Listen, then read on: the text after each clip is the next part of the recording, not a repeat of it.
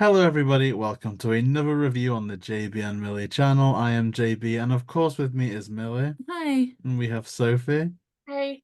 So today is our last retrospective for Scooby Doo in December, and today we're going to be reviewing Scooby Doo meets Courage the Cowardly Dog straight out of nowhere, which we're really excited to get into today because I think it's one that has either been too recent for us to have rewatched a load of times or one that we've not really delved into that much. So yeah, Millie, Yeah, so and as well, I guess it's important to add with the final exciting guest announcement for this week's interview at the the end. So, last interview of 2023. I can't believe it's here. That's crazy. okay, so we have Scooby Doo straight out of nowhere. Yeah, yeah. Something to do. Scooby Doo meets Courage is what I tend to refer to this as. Okay, so I guess approaching this perhaps even like one of our Guess Who reviews, I feel like a good place to start is how familiar we were with Courage the Cowardly Dog before seeing this movie. So I guess for me, wasn't familiar with Courage in the slightest. So I think I had a lot to get used to the first time I watched this. I then went away, learned what Courage the Cowardly Dog was, and then came back to this yesterday with an entirely fresh perspective, and it made a lot more sense. JB, what about you? Before you first watched this, were you familiar with Courage at all? Yeah, quite a bit. Like it wasn't one where it wasn't even because even before doing the podcast and everything, I'd made sure to watch every single episode of say What's New Scooby Doo in order and whatnot. That was never something I ever did with Courage. Like I don't think I've ever sat down and gone through season one, two, then three, or anything like that. But it's one that I used to watch whenever it was on, I think Cartoon Network when I was a kid. There was one episode that I remember in particular which had like eggplants in them. Like that was one that stuck out to me from childhood. And then Space Ducks as well. That was another one. I was like, so yeah, I really do like Courage. Again, though, it's something that I dropped off with when I was that age, and then kind of never really thought about until this crossover was announced and there were trailers coming out. And then yeah, when we did the first interview with Grabstein and all that, I rewatched quite a few. So yeah, I'm happy. I'm happy. And Sophie, how about you?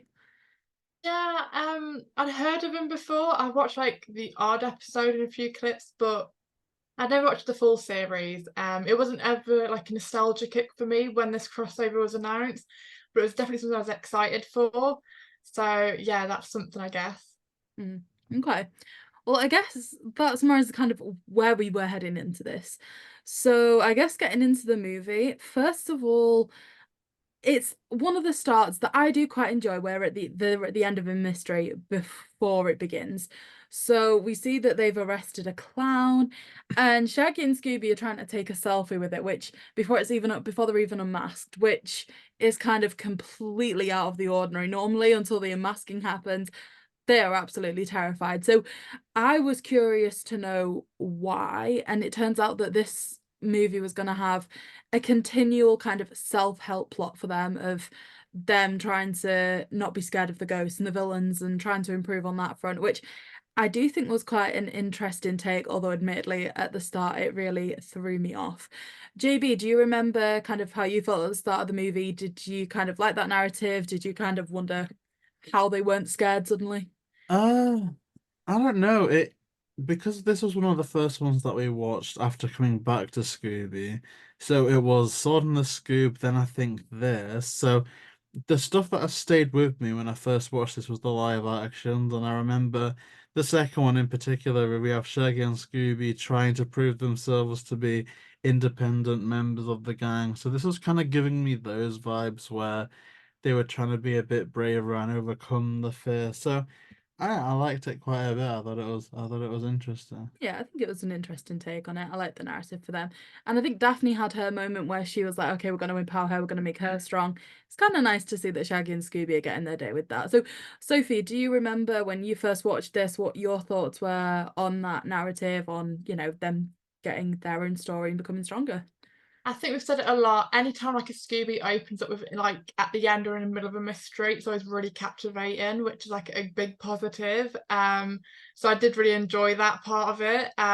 Yeah, I liked how it was definitely a different take to take Shaggy and Scooby in, and trying something new, which is always refreshing to watch. So Yeah, like you, I was a bit ajarred, like I didn't know what direction it was gonna go, but I think for something to be new, it worked for this movie, especially as it's such a big difference, like this crossover, which we were all waiting for.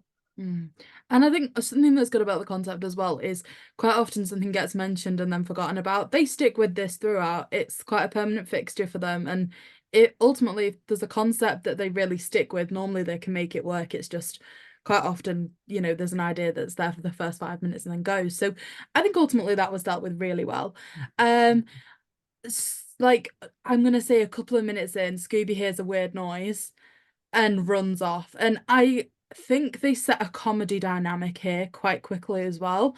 So obviously Shaggy being so close to Scooby wants to hop in the mystery machine. He jumps in the driver's seat and just Fred's reaction to that. Instantly we're building up a really good character development, I think, for Fred. And then his reaction to like not driving till they put seatbelts on, things like that. Daphne apologizing to the villain that they're running away before he even gets to finish the line, stuff like that. Like, I think we set a comedy dynamic, which I was quite excited about from the start. Certainly on the second time rewatching it, and also in that era where I already feel like Fred and Daphne have had quite a lot going on. Like every character has been given something so soon in. JayBee, is that something that you picked up on? And I guess what's your thoughts up to the drive to nowhere? Yeah, it's a lot about that team dynamic. We've got Fred. I want to say that this is again part of his like lovable himbo characterization, but then again, it's also like because Shaggy instantly apologizes and then the gang instantly know what to do, we get a sense of for all, I guess it's a bit unclear if this is standalone as such, or if it's exclusively canon to a particular series or set of movies. It's a little bit like it builds up the fact that we know that this is an established team, they're familiar with not only mystery solving but each other as well. I think that's really cool. And of course we've got Marty Grabstein voicing the clown, which is just really hilarious to imagine him recording those lines. So yeah, I think it's a good dynamic setup. Definitely. And Sophie? Yeah, I love when you have like interaction with the gang. Like, I know people like, I'll just get on to the mystery, but I love like fleshing out and like the development of the gang. It's such a sweet like little scene. So yeah, definitely a good one. I'm impressed with for how many main characters this has, and that it's two groups coming together. They still give every one of them their moment. So at this point, you see that Courage has heard the noise too. He heads outside, they bump into Scooby. And at this point, we get the titles. And I want to say that this is possibly one of the best done titles. Again, this is all on reflection. I feel like the first time I saw this movie, I was very critical, really quite harsh. But on the second watch back, like the way that they mashed the two together, I think that the song for it, Been Game of Life, was really fun as well. It was a really good song. There was a really good credit given to both franchises individually. Like, I know you pointed out some of the Scooby villains that they brought back that were Yeah, quite you got iconic, like that had little Creeper and features. stuff, yeah. So I really, really enjoyed the titles. I think it's one of the Freaky Fred from Courage yeah. is awesome. So certainly one of the better titles that we've seen in recent years. JayBee, did you enjoy them? I see, I like it because I like it when it's all high energy. The fact that it's all in the setup of a pinball machine. I think all the Easter egg is good. I think what will really get people that aren't necessarily Courage people or even really Scooby people, in that hardcore way, is how they're all introduced in terms of, I guess, the main cast members, which is, where you've got the Scooby Gang. I think there's Velma, that's like a whole reference to one of the villains from Where Are You? There's a few others that, oh, and the Fred one is awesome. That it's like one of those hooker duck paddling things, and on one side it's Fred, then it flips over and it's Scooby to Yeah, show that he that was voices good. both of the characters. Yeah, I like it. It's high energy, so even though it's not necessarily my type of music that I would go straight back to and want to download, it is enough that in this context it makes me feel all pumped up and stuff. So I'm happy.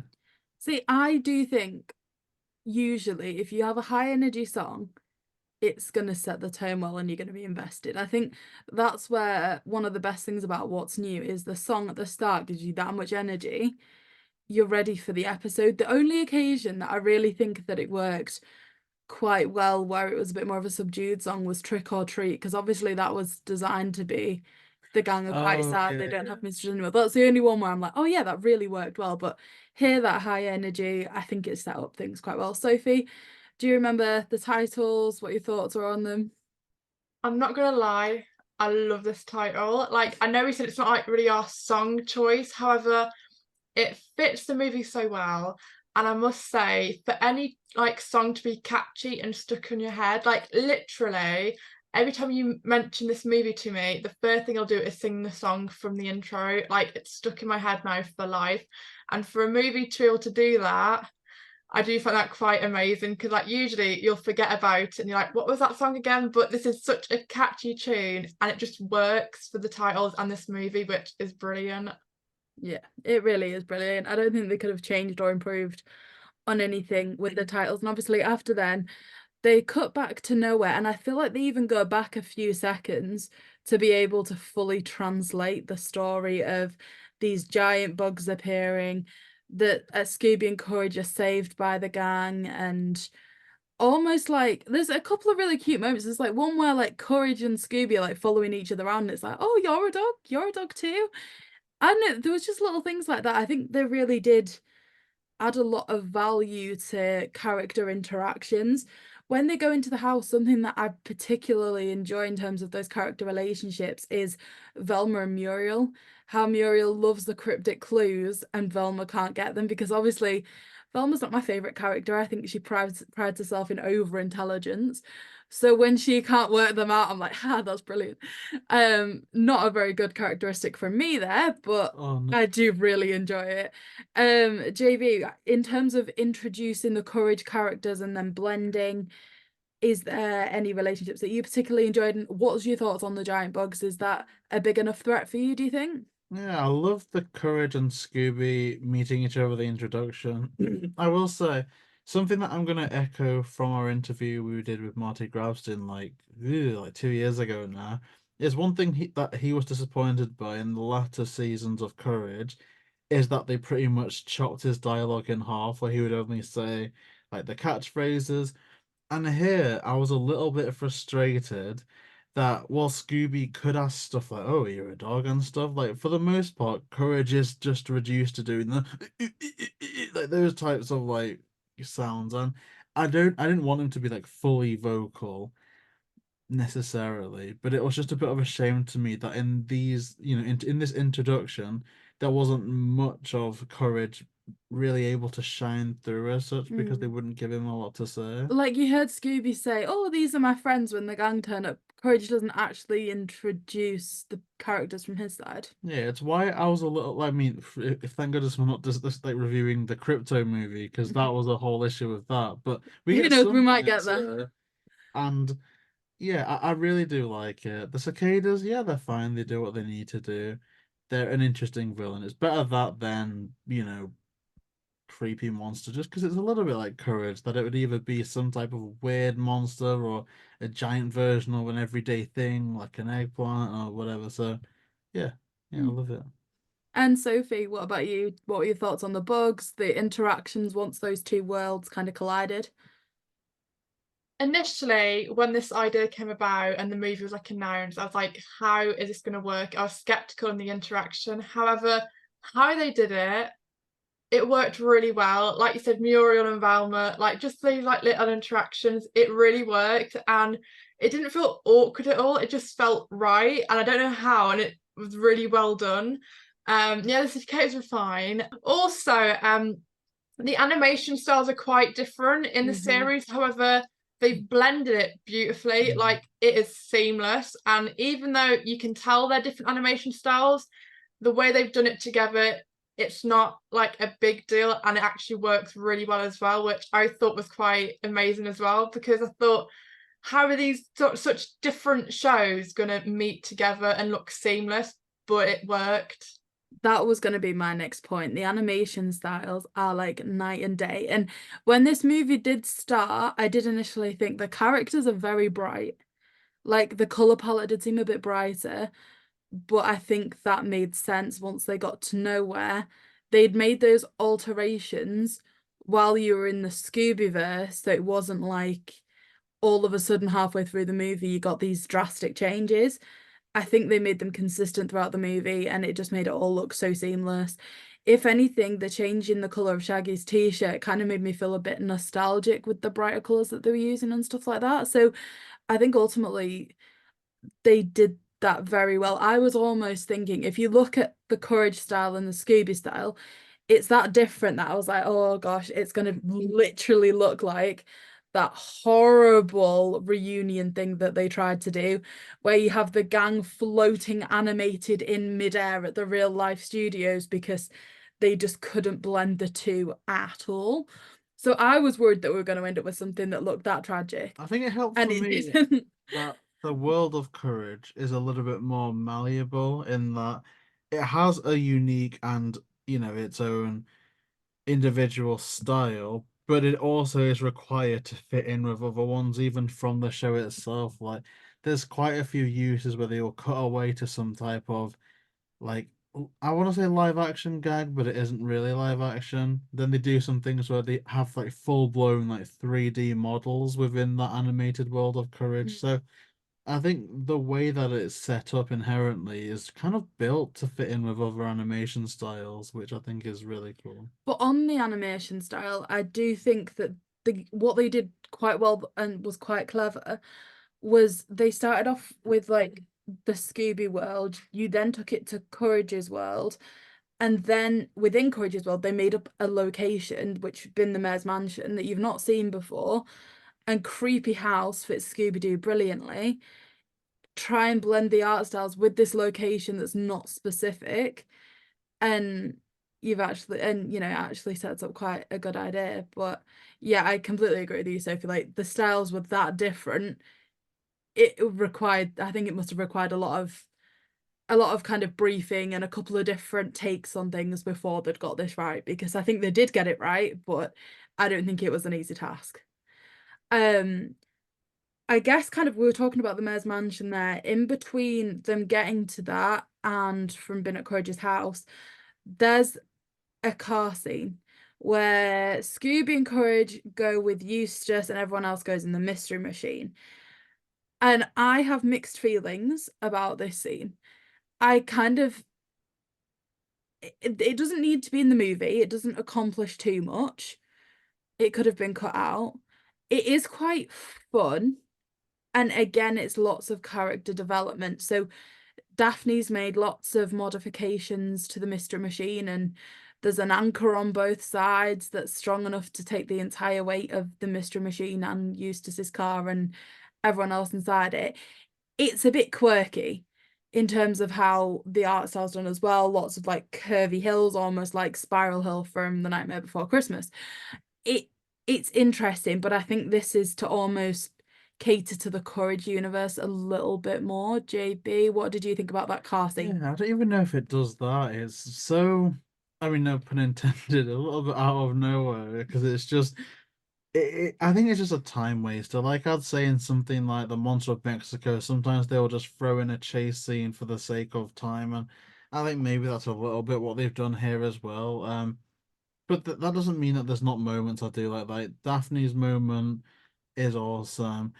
But also that sequence when Eustace's truck gets like destroyed and Shaggy's like, maybe it's okay, and then it like falls and it completely blows up and maybe it's still okay, and then it just Yeah, see, that's bit's I like funny. that. And That's that's what I said. I feel very, very mixed about this scene because there's some things that I do find really funny, but there's some bits that I'm like, do we need this? Does that need to be there? So I feel very torn. it's a little bit like watching a movie that you know is purely has been made and produced to sell toys, but you kind of like the movie. So it's like this is clearly some marketing, but I like it. So yeah, it's like a bit like that. Like you're just wasting time, but it's a good use of time for me. Sophie, what did you think about it? I completely agree. It is a filler, it doesn't need to be there, but I just found it so fun. It was so funny. Like the comedy just in that part, like that was all I needed for the movie going forward. It was I don't know why I laughed so hard, but it was good. But I know what you mean. Yeah, it was a bit of a filler, but I don't know, it's one of my favourite parts of the movie, so I'd keep it. Mm. I think it does provide some comedy. It does. It's funny. So sometimes those fuller scenes are just needed, and I think one of the reasons being is perhaps the bugs that are the villains kind of don't require as much focus as villains often do. So there is time for these fillers. So they ultimately end up at the mayor's mansion. We meet a couple of characters. Certainly the people that work there seem quite intimidating. There's the chairs that try to eat people. I remember watching this the first time and coming out of the movie and just been like, what have I just witnessed? This is extremely strange. It's just a lot to take in. But the second time it just kind of made sense. It was just entertaining. Whereas the first time I was just quite confused. And I think ultimately watching it back the second time, there's lots of little things that I kind of saw and appreciated more. Like the way that they did the scene where Shaggy and Scooby dress up to confuse the villain that it's not really them, and how they incorporated courage into it, and they were teaching a bug how to be a bug exterminator. That was really funny. I genuinely really enjoyed that scene. I think it's one of the better, again, in recent years, that where we've seen them try and do that kind of staple Do Scooby you Doo think thing. with you, it's because the first time you watched it, we were like, I don't want to. Trying to think of a better word. You like raw dogged it almost, in that you went into the movie without really rewatching the series and everything. But since that first initial watch, we did the Marty Grabstein interview, the Paul Scheffler interview, and obviously for that, I have some episodes of Courage on in the background. Like, do you reckon now you're a bit more accustomed to that wacky world of Courage that it makes a bit more sense, or do you think just timing? I think it's a couple of things. I think it's firstly, I didn't really know much about Courage. I wouldn't have been able to, if I had a lineup of characters, I wouldn't have been able to name him, I don't think. Um, so I didn't fully know the Courage world, and just that kind of shocked me a little bit, just how crazy it was. And also, obviously, now we've been back like watching Scooby a lot more recently and gone over old episodes and stuff. So yeah, I do think a lot of it was just going back over old episodes, kind of falling in love with Scooby again, and then because, like you said, this was right at the start. Yeah, I like that. It makes sense. And another scene, again, just kind of while I'm shouting out some of the things I did really enjoy, they did that hallway sequence really well, where they run across doors. They do a lot of staples for both Courage and Scooby, and I feel like they really did blend the two quite well. My JayBee, only did you? criticism with the hallway scene is that they didn't use it as an excuse to give us some cameos from different Courage villains. Mm. I think it would have been really cool to just have like one section where like they all run in and then instead of the cicada running out, because they drag it out for a little bit again, I think maybe they just have it. And you only think about this stuff when you're used to, say, editing videos and whatnot. But I think they just stretch it out maybe 2 more seconds than they normally would for a bit of timing, overall. But I think it's a shame that we don't get a sequence where they go into one and then Freaky Fred's chasing Scooby with a razor, or they go into the other one and like the Cajun Fox is like trying to get them into like a stew. I think that would have been fun, but I understand It that would timing, expense. it would have been fun, but those characters were shown in the background in photo frames, stuff like that. There was but great references for both shows. Sophie, did you pick up on any of those scenes that you particularly liked that they'd used as references, or perhaps anything that you didn't like? Yeah, I think we've said it a lot. All these scenes, they blend both worlds like amazing. Like they do the most iconic parts from each show. And yeah, you can tell which show they're from, but when they put it into the movie, it's seamless, like it flows really well. Going back to like the chase scenes through like the doorways, yeah, I always think back to Supernatural. They had like Scrappy running through just as a little cameo. So yeah, like bringing back all the characters from Courage, that would have worked really well as well. But yeah, time and money, I understand why they didn't. But like we keep saying, like how they blended the two worlds, yeah, perfect. Yeah, it really was done well. And I will admit my notes kind of run out here because I was very much just kind of watching it and like enjoying the movie from here. But so I feel like a lot of it's focused on around in and around this initial broadcast that Scooby and Courage heard. So the noise that was put out there. And obviously we started to see Velma's intelligence kind of creep in after she's been, driven crazy by the riddles for so long. And she started to talk about like frequencies that dogs can hear and what humans can hear and Well, I did how. like that a Mhm. lot, yeah. It's always interesting when there's like a little fact that you actually know something about. So that obviously you know a lot about dogs because you grew up with quite a few dogs, whereas I don't know anything about animals. I've never had pets. So but just for a little quirk there to be something that you actually know as fact, because quite often, like, Velma pulls things out of midair that we're all meant to know and don't have a clue. We don't know if she's made it up, if it's real, or quite what it is. So for something to actually have some semblance to it, it's a nice change. Um, but ultimately, so this signal gets broadcast out to people after the dogs have heard it as well. So people start taking like diamonds, money, things like that to Courage's house, which I was a little bit like, why would they all be programmed to take it to that one place? You also see the clown return from the start, which that was quite cool. I really enjoyed that. And then they have to get back to the house by going through a cornfield. JayBee, what do you remember about that? Oh God, the only thing that sticks out to me is unfortunately something that I'm not particularly fond of, and that's that bizarre courage rap that they come in. Like the first time I actually kind of liked it, and I think I was the only person that like we were speaking to that actually did. I just thought it was a little bit irreverent. It was out of nowhere, but like the movie's out of nowhere and the song's out of nowhere. But now just looking back at it, it went on for twice as long as I thought it did initially. Like I thought it was like some little cutaway gag, but it was like some full-blown music video, and yeah, I just don't know what it is. It's got like Andy Sturmer is the person whose work I have such a love-hate relationship with, because there's some absolute bangers that I love, and then there's some that I just absolutely despise. I think he like tries to make stuff a little bit too gimmicky and cute, and it never is. So there's two ends of the spectrum, and I'm on that spectrum with this one where, yeah, I Mm. just don't know what he was doing. It's crap basically. I just thought it was crap. I think this is why my notes kind of run out there because I think this is the bit of the movie where I find it a bit difficult to engage with. I think it gets a bit. I think this is where the world of courage takes over a little bit, and it really does get a bit crazy, hard to follow, bit weird and wacky. Like, I don't know. So, do you remember this part of the movie? What your thoughts are? Yeah, I agree. The rap definitely jarring. But yeah, this crossover, it is Scooby in Courage's world. So if you're not familiar with Courage, you won't get it. Like, we all know the basic part. We can appreciate what they've done to incorporate Courage.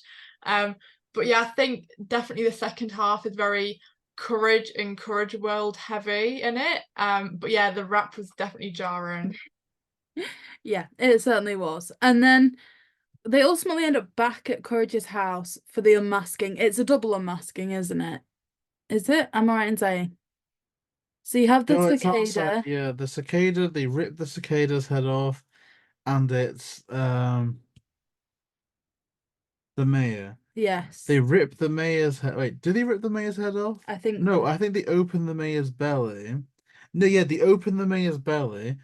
It's got cats and the quack in it, and then the Frau Glockenspiel and the other one, they come out and their heads, they rip their own heads off or whatever, and it's got the colonel and the lieutenant in, so it's like a quadruple unmasking. It's actually kind of fun. Yeah, it's a little bit.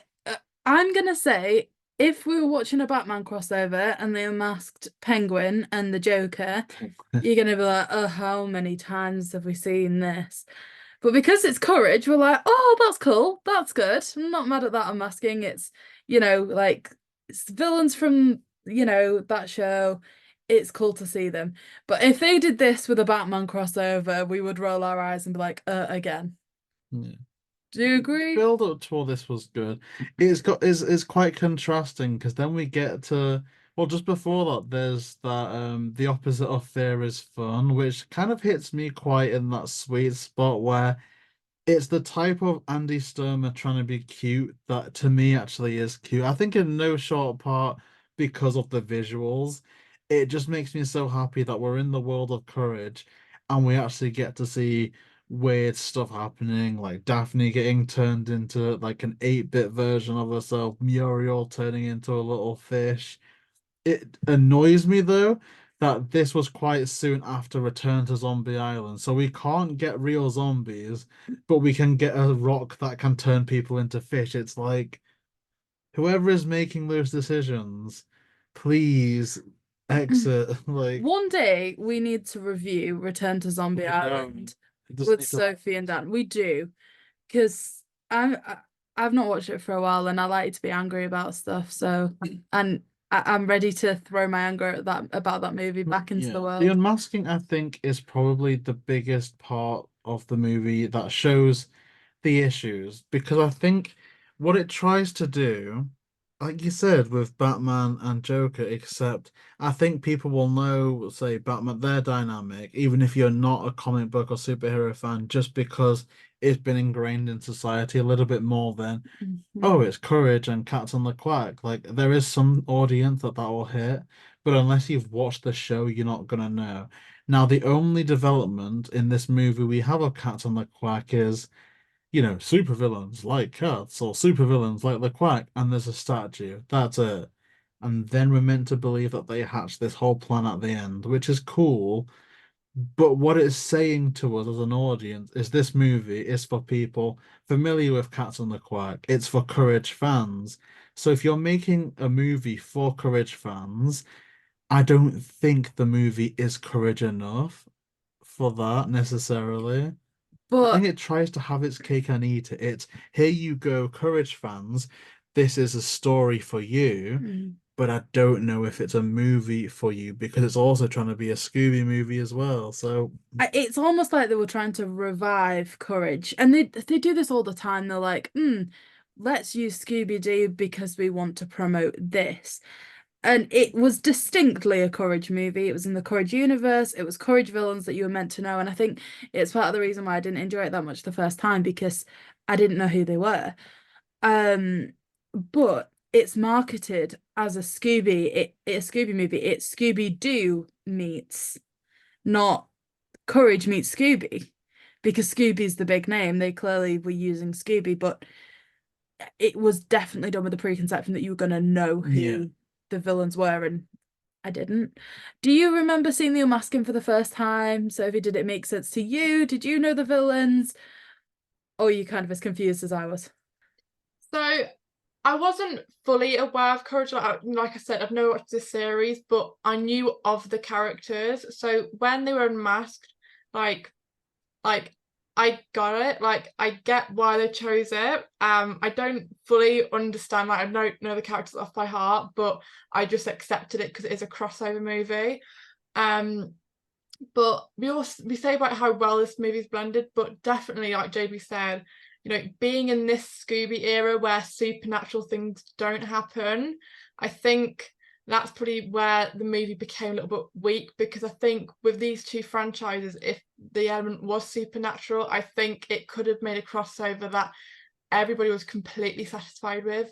It's something that we all wanted. Like as soon as this concept of a Courage and Scooby crossover came about, we were like, supernatural element, like that's all we wanted. But because of the era we are in Scooby, that couldn't happen.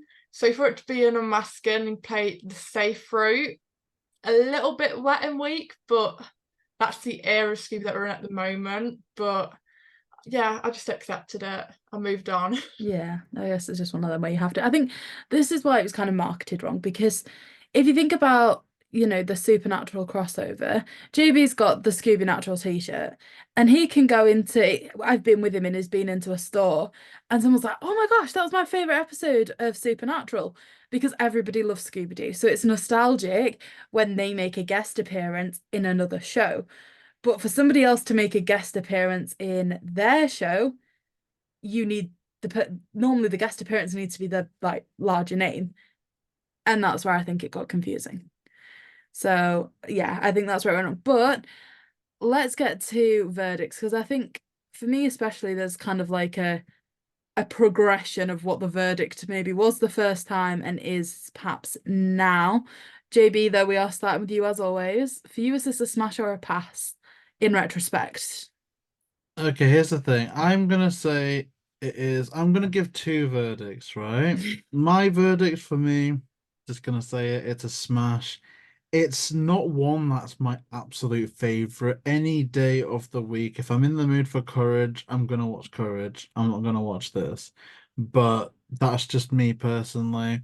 But in terms of like a different rating, like recommending or not recommending, if you're familiar with Courage and you like Courage, I would say you're probably gonna like the movie. If you actively dislike Courage or the world of Courage, I don't think that this movie is for you. And that's it. I'd say on that, if you've never seen Courage before this movie, watch a couple of episodes, then watch the It's movie. so awful that an episode of Courage isn't included on the DVD bonus features. I don't know Mm, what they were thinking not including, like at least episode one. It's ridiculous. I'd agree. And I guess that kind of comes on to my verdict. The first time we watched this, I think I passed it. I could be wrong, but I think I did, just because it didn't make any sense to me. I'd never seen Courage. I didn't know who the villains were. And I felt like somebody had put something in my drink when I watched it. Like, I didn't feel like it Not made me. sense. I felt like I was seeing things that just shouldn't be on the screen in front of me. There was like just bright colors there, and I felt completely overwhelmed by it. Having seen Courage and then gone back to watch it again 2 days ago, all of a sudden, I think this movie is fantastic. I've really enjoyed it. I'd watch it again without any hesitation. I'd even disagree with JayBee. If I fancied watching Courage, I'd probably go to this before the show. I Ooh. genuinely think it was that good on a second watch. But that is a massively substantial change from what I thought the first time I watched this. So who knows if I watch it a third time, it could just change all over again. Sophie, how about you? For you, is this movie a smash or a pass? It is a difficult one. From movies like, more recently, from like Zombie Island to now, excluding Trick or Treat, I hate them. Like the pattern, I hate them. Um, we keep bringing up Happy Halloween. We won't mention it again, and I keep saying it, but I hate them.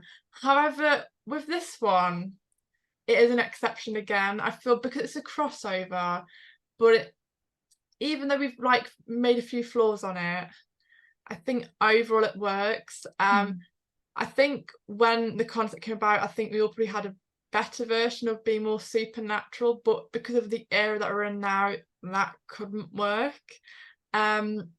Yes, it's very heavily Courage. Like Scooby Doo is in the Courage world, and like we said, if you like Courage, great.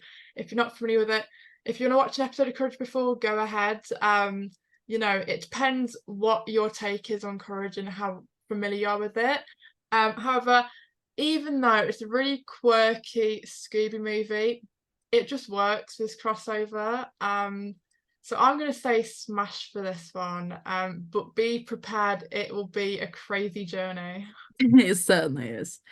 Okay, perfect. Well, unanimous smashes across the board. I think it's well deserving of it as well. I think a lot of time had to go into getting these art styles together and paying tribute to both franchises as well as they did. So I think it was well deserving of a smash. Like we said, this one is going out just before New Year. Oh. So we hope everyone had a good Christmas. JayBee, before we get on to our interview announcement, which will be premiering tomorrow, any community news, anything that you want to add? Is there? No. I mean, Just giving you a chance. I don't think so. I don't think there is, no. I think I'm good. I think I'm cool, yeah. Okay. So, as the final December reunion interview, tomorrow we will be premiering our interview with Paul Scheffler and Marty Grabstein. So, we are delighted to have both of them back. I say it's an interview. I'm going to say after 5 minutes, our script went in the bin, and it was honestly just like two friends catching up that we were just able to be a witness of. It was so much fun to see. We laughed more than I think we may have ever done in an interview. It certainly isn't the New Year special we're expecting. Some of the things that were said, some of the topics that came up, it was honestly just It was hilarious. It was so fun to record. So we hope it's just as much fun to watch back. It is amazing, the return of Marty Grabstein, who of course was our very first kind of face camera interview, returning after all this time. I'm pretty sure on like the 2 year anniversary, more or less, of the first interview premiering with him. And of course, Paul Scheffler, who I don't often use hyperbole when speaking about interview guests, but I'm going to her. I think, in my opinion, he is the most underrated voice actors like ever. I think a lot of people have got the skills and they get the credit, but I think in terms of being underrated, so underrated. Like more or less 95% of Courage the Cowardly Dog villains, all Mhm. Paul Scheffler. That being That's said, amazing. though, and obviously watch the interviews, find out more about this, but I think that this interview potentially set something up. Which is So awesome. Which is hopefully. awesome. Don't miss it. All right, JayBee, over to you. Because I messed this bit up last week. So yeah, thank you so much to everybody for watching. To get into the process of wrapping things up, Sophie, where can people find you on the internet? Yeah, you can find me on Instagram at Scooby Doo Doo for Life. That is amazing. We'll put that in the description down below, along with our our link tree, which has all of our social media, such as TikTok, Instagram, Twitter, all of that good stuff. If you do want to see more, then please like, comment, and subscribe, and have a happy new year.